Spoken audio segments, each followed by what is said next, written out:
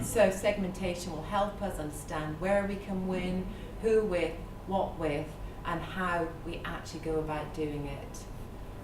So why segmentation? You know, this is a little bit of a summary of the important things. Critically, it's about knowing your customer. It impacts the entire company, from sales, marketing, product, finance. Everybody should be seeing and believing and understanding what our segmentation is. It is a group of customers that share certain characteristics. We need to know the similarities and the differences, because the differences can be as important to people, and what they don't like is as important to us as what they do like. Because if they don't like being spoken to in a certain way, even if we're offering them something they really like, the messaging doesn't hit home, we will fail. But it doesn't make sense unless we're actually going to do something with it. So for that, in the segmentation, we also need to ensure that we've sized the market to allow us to identify most profitable and really where our opportunity lands. So, okay, for the core of it all, it's about understanding customer needs. How are we actually doing that? So we're working with an agency called Quadrangle, who have masses of experience in this area with a really diverse range of organisations, Lloyds Banking Group, HMRC, Microsoft. And we're building a segmentation which is based on non-customers, but primarily the critical driver, customers, but primarily the critical driver is non-customers, because those are really our growth. I'm sure certainly a lot of the product team will know that our typical customer is a little older from an individual perspective, and actually we really need to try to get to people earlier in their lives, really. And we're surveying them on a massive range, because it's not just their health that will tell us how they manage and how they work their life.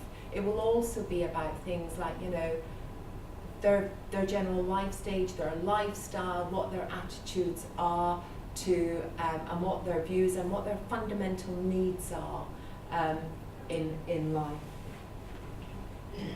So what we did actually, just to try to get an idea of the scope of where we were going to, was, and this is actually really quite busy, so I don't know if people can see it, but we worked with the SLT and the ELT and the heads of marketing, well, groups of the SLT and the ELT, but with the heads of marketing, to come up with a sort of map of what our fundamental needs are, what we think they are.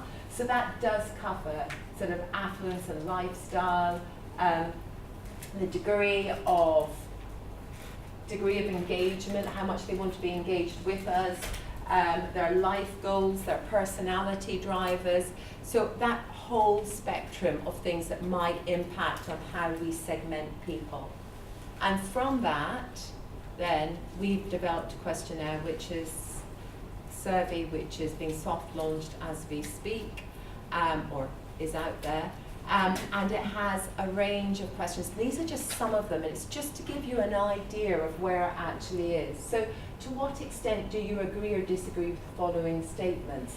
I live for today, let tomorrow take care of itself. On to, I worry about my future, I like to be the first to try things. If it's something I really want, I don't worry that much about how much it costs.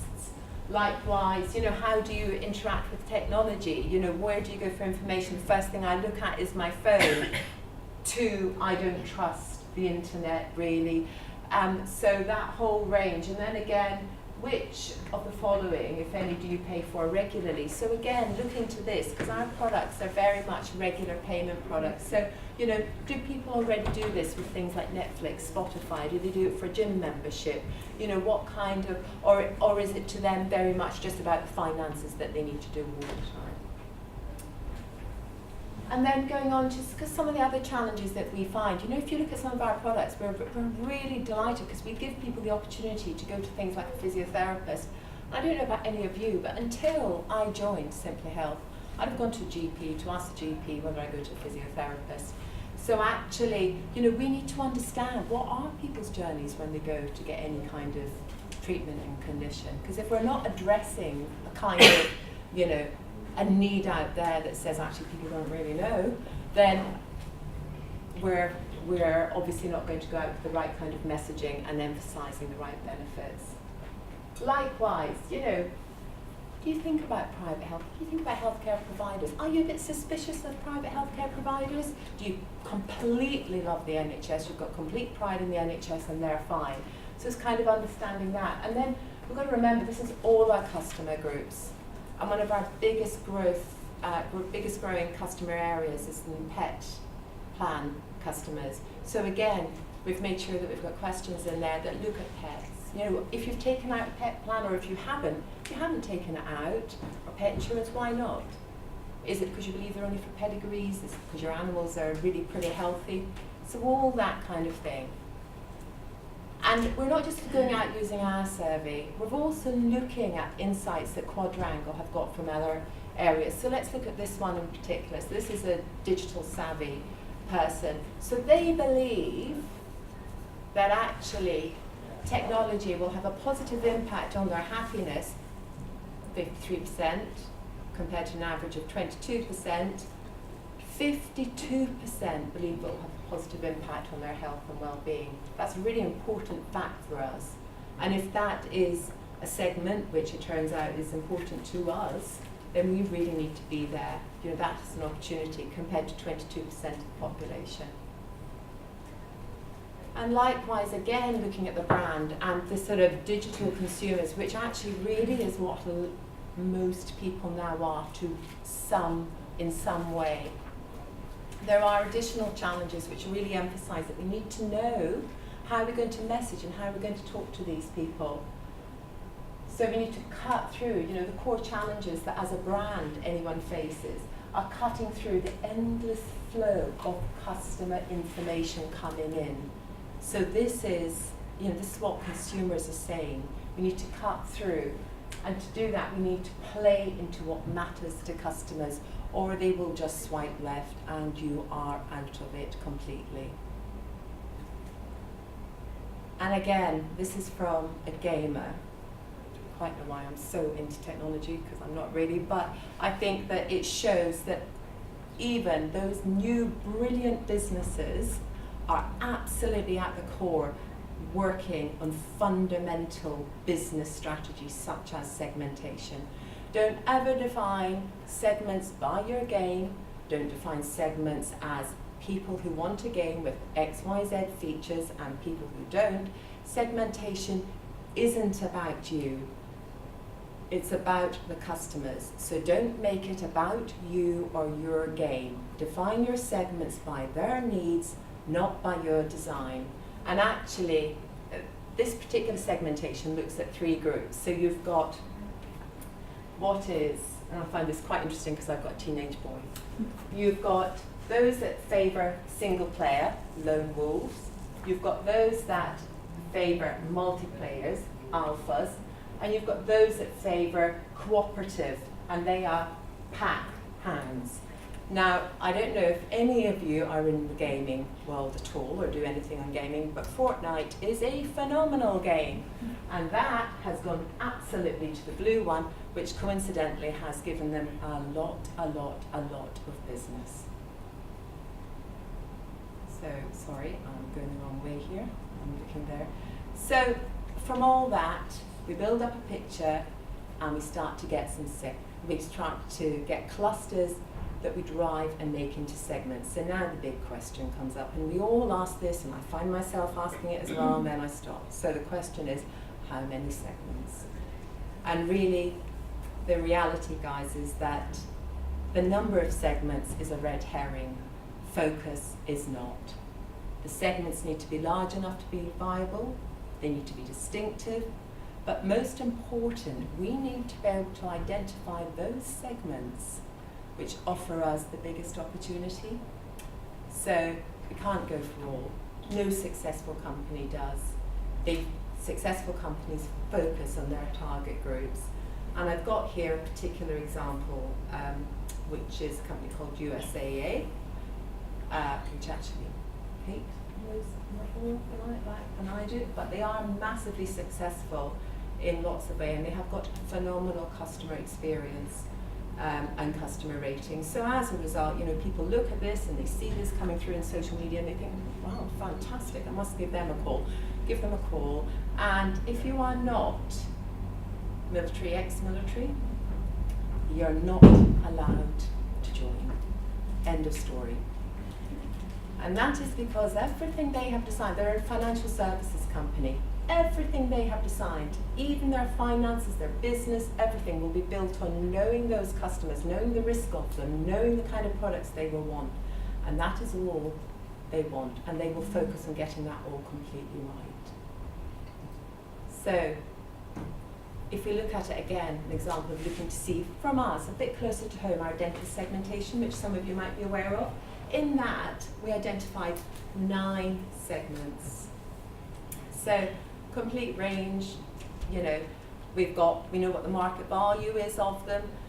So you're looking at it and you're thinking 9 segments, oh my goodness, what are we going to do for all of those? So actually, no, what you do is you plot them.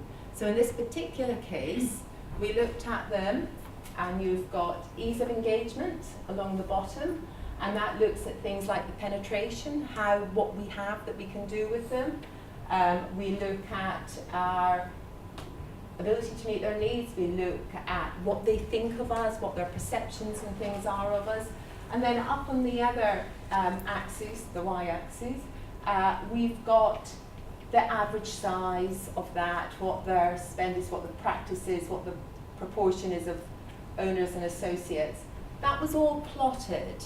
And then from that, we did some analysis. That provided some analysis. And basically, of those 9 segments, the 4 to the right are the 4 that are our target segments. And the rest, it's not to say they're not great, they're not fabulous, and they're not brilliant for somebody else, but they're not our focus. So, target segments will often be a combination, and if you look at those, I'll just go back to that slightly. The pink one is probably our existing customer base, primarily. The green and the red ones are new.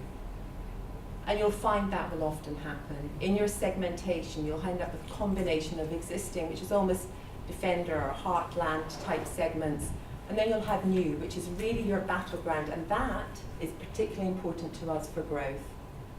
A little bit of a combination of both, because we obviously want to get as much as we can from our heartland. We need to maximise what we can do, but the real growth will come in some of that new part. And so from that, for the segments, we need to know what the pinch points are. Where do they differ from others? What is unique? What they value, what they don't value. The language they use, and the messages that appeal. And how will that help? Helps our customers, helps us so we understand what we have that already exists, so we can reposition in their language. Again, talking about the pinch points, what their real needs are, and what we need to develop in propositions, and the words and language that will make our propositions stand out and really resonate. Campbell's Soup, Prego did this whole testing on segmentation, how they worked out, because before that it had always been about you find the one best. So you develop the one best pasta sauce, and that's the one that everybody will buy.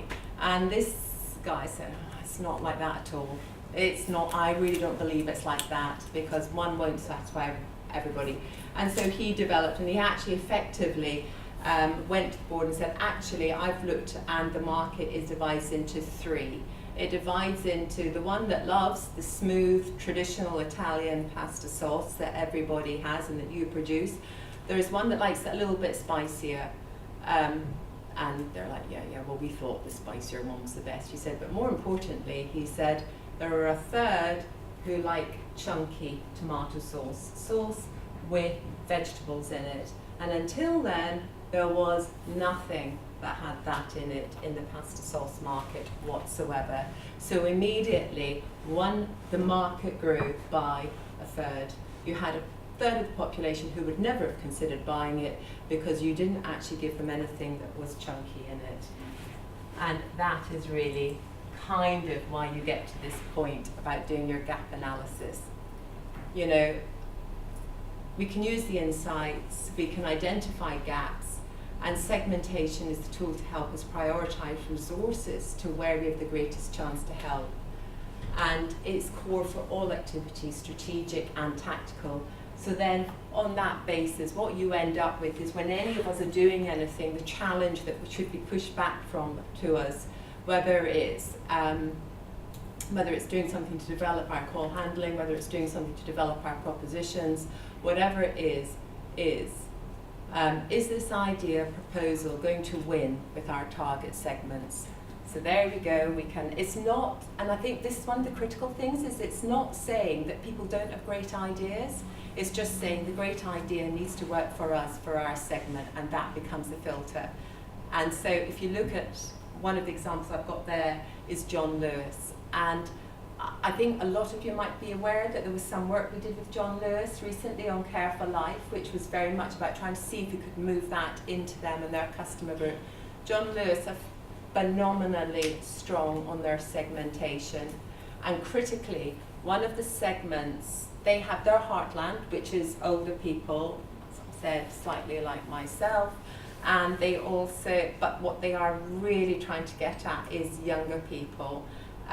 Younger urbanites, they can have children or they don't, or not, that's not important to them, but there is this particularly younger segment.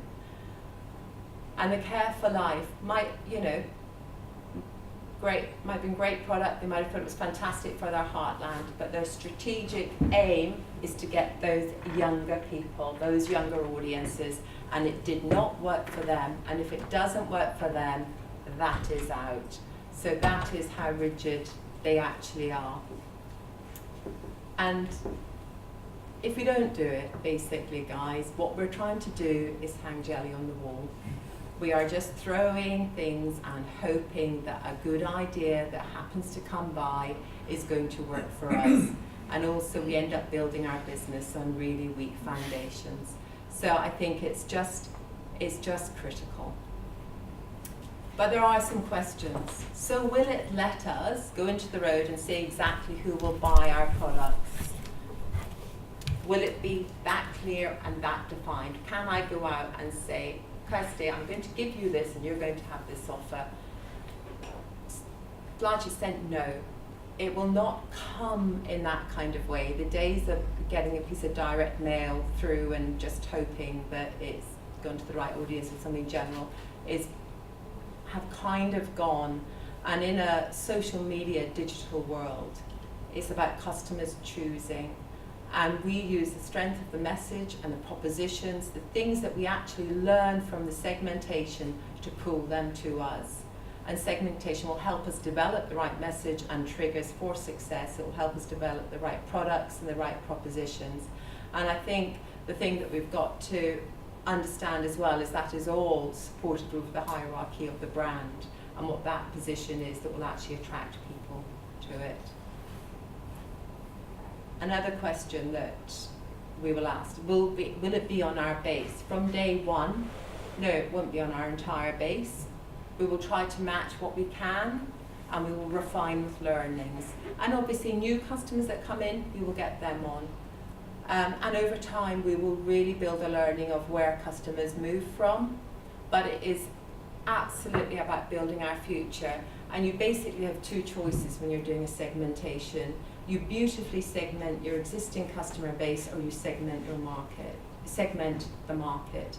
And the choice we had to make for growth was about the priority we had to give was to the market, because that is where the growth is going to come from. We will be matching it back as far as we can to our base, but that is where the priority is. And it also, I think the critical thing is the fact that every single customer on our base is not tagged does not mean we cannot start the work in attracting new people and in applying some of the learnings to some of our base as it stands. Okay, and it is often about repurposing some of what we have. And like here, we looked at some of the things, going back to the dental segmentation, of things that we actually already have and how we could just repurpose it for those 4 segments that were to the right.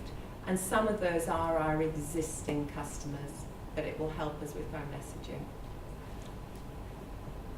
And finally, last word on it all is thinking about successful companies.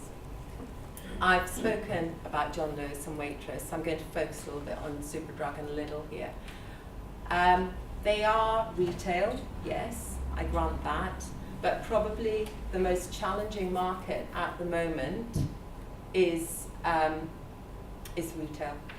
It is a really, really hard market to be in at the moment.